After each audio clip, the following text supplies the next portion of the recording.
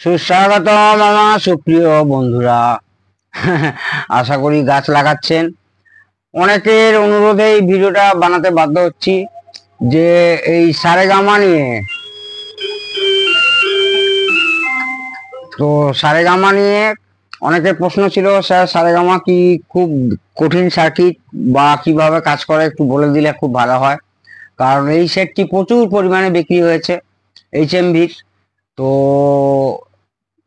সেই নিয়ে আজকে একটু আলোচনা করি। এই সেটটি আমার কাছে এসেছিল হচ্ছে চার্জিং প্রবলেম এবং ব্যাটারি ড্রেনেজ হয়ে যেত। আসলে এগুলো তো ওই লিথিয়াম ব্যাটারি থাকে 3.7 ভোল্টের, ম্যাক্সিমাম হচ্ছে 2200 mAh, অর্থাৎ 2.2 অ্যাম্পিয়ার। তো সেক্ষেত্রে ব্যাটারি ড্যামেজ হয়ে যায় 2-3 বছর পরে। তো ব্যাটারিটাকে আবার নতুন পাল্টাতে হয়। মেনলি যেটার জন্য আসছি, এটা অন অফ সুইচ, আপনারা অনেকেই জানেন। অনেকে খুলতে ভয় পায়। এইখানে কিন্তু স্ক্রু মানে এখানে হিডেন করা থাকে আর কি। এইখানে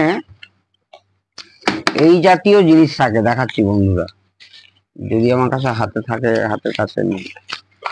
এইখানে না এই কালারেরই রাবার দিয়ে পুরো সিল করা থাকে এই স্ক্রু গুলো। ওই রাবার গুলো আপনাকে খুলতে হবে, আমি সেটা খুলে দেখাচ্ছি।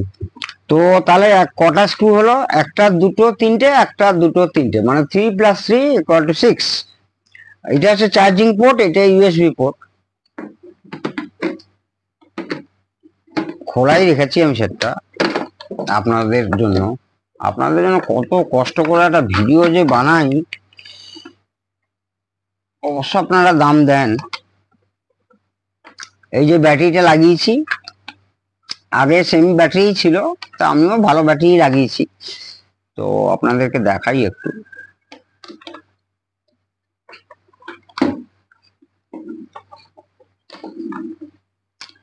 আচ্ছা, এইটা একটা ওই সাউন্ড বেস রিফ্লেক্টর লাগানো হয়েছে। এটা কোনো উপহার বা স্পিকার নয়, কিন্তু স্পিকার আছে পেছনে। ঠিক আছে বন্ধুরা, আর মেন সার্কিটে যাচ্ছি। এইটা অন অফ সুইচ, এইটা ভলিউম এনকোডার, কোনো ভলিউম কন্ট্রোল না, ওই মানে পট না আর কি, পোটেনশিও পট না এটা। ঠিক আছে বন্ধুরা, একটা এনকোডার। আর এখানে দেখাচ্ছি, এই যে এইটা মেন মাদারবোর্ড, সম্পূর্ণই চায়না। আমি আবারও বলছি, চায়না মানেই যে খারাপ জিনিস তা নয়। চায়না মানে চায়নার জন্যই আমরা বেঁচে আছি, এটুকু জানবেন। সে গাড়ি শিল্প হোক, টিভি শিল্প হোক, মোবাইল হোক, যা হোক, টোটাল সেমিকন্ডাক্টর জগৎ টোটাল হচ্ছে চায়নাতে বসে আছে। এই জায়গাটায় দেখুন, একটা খুব খেয়াল করুন, এটা মেন প্রসেসর 27 মেগাহার্জে 27 মেগাহার্জে চলছে। আর এইটা হচ্ছে আপনার মেন অ্যাম্পলিফায়ার। এইটা অ্যাম্পলিফায়ার, এই 5 ওয়াট মতো হবে। এটা হচ্ছে মেন অ্যাম্পলিফায়ার, এইটা হচ্ছে মেন প্রসেসর। এইটা এখানে একটা এফএম টিউনার মতো করেছে, টিউনারটা ভালোই, কিন্তু এইটা হচ্ছে এফএম এর অ্যান্টেনা ইনবিল্ট, এর ভেতরেই একটা সরু কপার ওয়্যার দিয়ে এখানে সিল করে দেওয়া হয়েছে। আর এই জায়গায় দেখুন, একটা 16 জিবি অর্থাৎ 16 জিবি SD কার্ড আছে। সেই কার্ডেই কিন্তু সমস্ত গান রেকর্ডিং করা আছে। সে কিশোরজি হোক, লতাজি হোক, আশাজি হোক, মোহাম্মদ রাফিজি হোক, প্রত্যেকের কিন্তু অডিও এখানে রেকর্ডিং করা আছে। এই গানগুলো এখানে একটা ছোট্ট ডিসপ্লে আছে, দেখাচ্ছি বন্ধুরা। এখানে একটা ছোট্ট ডিসপ্লে আছে, সেই ডিসপ্লেতেই আপনাদের LCD ডিসপ্লে আছে ছোট্ট। তো সেই ডিসপ্লেতে আপনার আসবে, আসার পরে আপনারা গান সিলেক্ট করতে পারবেন এবং কোন গান শুনতে চাইছেন না চাইছেন, প্রায় অনেক গানই থাকে। কারণ চিপটা আমি খুলেছিলাম, চিপটা খুলে আমি কম্পিউটারে ঢুকিয়েছিলাম। কম্পিউটারে ঢুকিয়ে দেখলাম বেশ 16 জিবির মধ্যে প্রায় 8 জিবি মতো গান ভরাই আছে, 8 জিবি দেখলাম ফাঁকা আছে। তার মানে আমরা ইচ্ছা করলে কিন্তু এতে আরো অনেক গান ভরতে পারি। এটা কিন্তু একটা নতুন আবিষ্কার। ইচ্ছা করলে এতে কিন্তু আরো অনেক নতুন গান ভরতে পারি বন্ধুরা। ঠিক আছে বন্ধুরা, তো এটা সাধবা। আর যদি একদম প্রসেসর বা মাদারবোর্ড একদম খারাপ হয়ে যায়, তাহলে আমার মতে মানে জিনিস পাওয়া যাবে কিনা সন্দেহ। তবে এই অডিও আইসি, এই অডিও আইসি, এই যে অডিও আইসি পাবেন, এই সিস্টেম আইসিও পাওয়া যায়। তো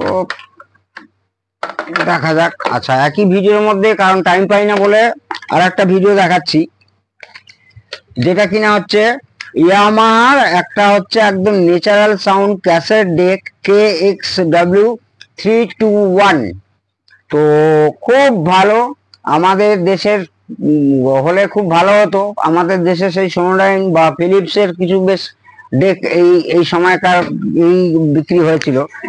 তো সে তার তুলনায় কিন্তু এই সেটগুলো অনেক ভালো, অনেক অনেক ভালো। যেমন ধরুন এর ডেক মেকানিজম প্রবলেম ছিল, তো সেটা আমার পক্ষে, আমি একটা ছোট ভিডিওতে জাস্ট দেখিয়েছিলাম। আমি জাস্ট স্টেজগুলো আপনাদের বলবো সুবিধার জন্য। এইটা একটা সম্পূর্ণ আপনার হচ্ছে solenoid drive servo motor control mechanism with auto reverse. এটাও সেম। এটা হচ্ছে পাওয়ার সাপ্লাই হচ্ছে এখানে 15 পাওয়ার সাপ্লাই করা হয়েছে। তারপরে এখানে ডিসি ডায়োড দিয়ে ডিসি করা হলো, আর এখানে রেক্টিফিকেশন করা হলো, আর এই ট্রানজিস্টার দিয়ে স্টেবিলাইজড পাওয়ার সাপ্লাই করে দুটো মেকানিজমেই নেওয়া হয়েছে, এবং টোটাল এই মাদারবোর্ডে নেওয়া হয়েছে। এই যে আইসিটা দেখছেন, এই BU2090, এটা হচ্ছে সার্ভো কন্ট্রোল মোটর কোয়াচ কন্ট্রোল মোটর আইসি। অর্থাৎ কিনা এই আইসিটাই হচ্ছে আমার সলিনয়েড টাইমিং কন্ট্রোল করবে এবং মোটর কন্ট্রোল করবে। ঠিক আছে বন্ধুরা, অনেক সময় এই ডেক মেকানিজমে আরো একটি মোটর থাকে, যেটা কিনা ওই গিয়ার গুলোকে চালাবার জন্য এই ধরনের ডেক মেকানিজমে, কারণ এগুলো টোটালি আপনার লজিক কন্ট্রোল মেকানিজম।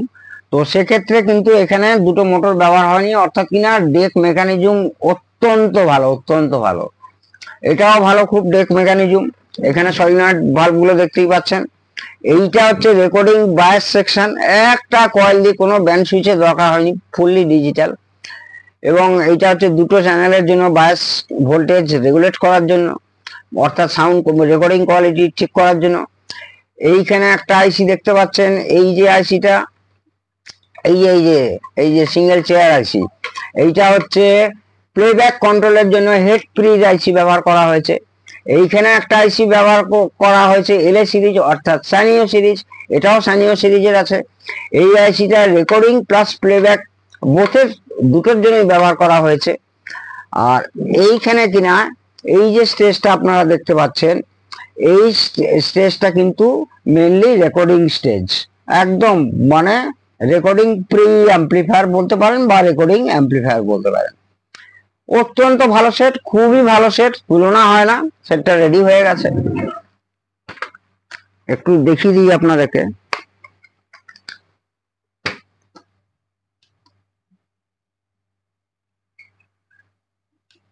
এই অন হলো সেটটা।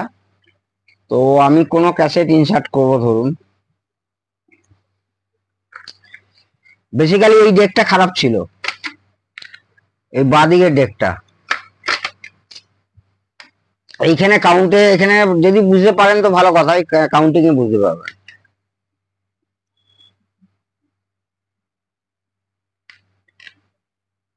ও সরি, এইখানে প্লে, এইটা হচ্ছে এইটা, এই কাটাস করে আওয়াজ হলো, এই দেখুন প্লে হচ্ছে। এইখানে কাউন্টিং এ বুঝতে পারবেন। এই যে এই পাশের কাউন্টিং, এইটা হচ্ছে এই ডেকের কাউন্টিং, এইটা হচ্ছে এই যে ডিসপ্লেটা দেখছেন এই ডেকের। ঠিক আছে বন্ধুরা, তো এইখানে আবার ফাস্ট ফরওয়ার্ড রিওয়াইন্ড শব্দগুলো শুনতেই পাচ্ছেন, সব কাউন্টিং দেখতে পাচ্ছেন। এই ডেক যদি সব পার্টস পাওয়া যায় কোনো ব্যাপারই না, আর পার্টস না পেলেও যদি আইসি খারাপ থাকলে, তাহলে খুব পুরনো সেট তো, আইসি খারাপ থাকলে পাওয়া খুব মুশকিল। লজিক কন্ট্রোল আইসি আছে, প্লেব্যাক কন্ট্রোল আইসি বলুন বা রেকর্ডিং কন্ট্রোল আইসি বলুন, সেক্ষেত্রে খুব একটা সমস্যা হয় না যদি পাওয়া যায়। কিন্তু যে লজিক কন্ট্রোল, যেটা সার্ভো আইসি কোয়াচ কন্ট্রোল যে করছে, সেই আইসিটি যদি খারাপ থাকে পাওয়া কিন্তু মুশকিল আছে। আমার কাছে ইতিমধ্যে আরো একটা টেকনিক্স বা এরকম কিছু টাইপের ডেক এসছে, যার আইসি পাওয়া যাচ্ছে না। এখন একটু যাচ্ছি আমি বিদেশে, দেখি পাওয়া যায় কিনা। তো এই ডেকটাকে চালিয়ে দেখাচ্ছি। এই যে এটার কাউন্টিং দেখুন শুরু হয়ে গেছে, এই স্টপ করলাম।